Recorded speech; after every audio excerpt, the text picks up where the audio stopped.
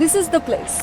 শহরে এত সুন্দর সুন্দর জায়গা থাকতে এই জায়গাটা তোমার সবচেয়ে ফেভারিট কেন? শুধু ফেভারিট না, এটা আমার জন্য একটুকু শান্তি। দেখো চারপাশে কত সুন্দর সুন্দর ফুল ফুটে আছে আর ফুলের সুবাস মনটাই ভালো হয়।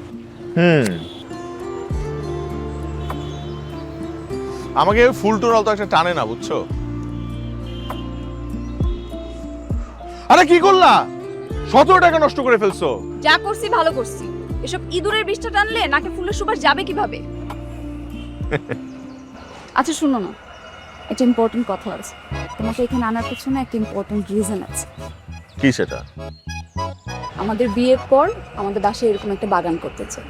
বাসার চারপাশে থাকবে নানা রঙের ফুল আর ফুলের সুবাস, সকালে ঘুম ভাঙবে বেলি ফুলের ঘ্রাণে। তাহলে একটা কাজ করি, আমরা একটা নার্সারি ভাড়া নিয়ে নেই। বাসা ভাড়া নেওয়ার কি দরকার?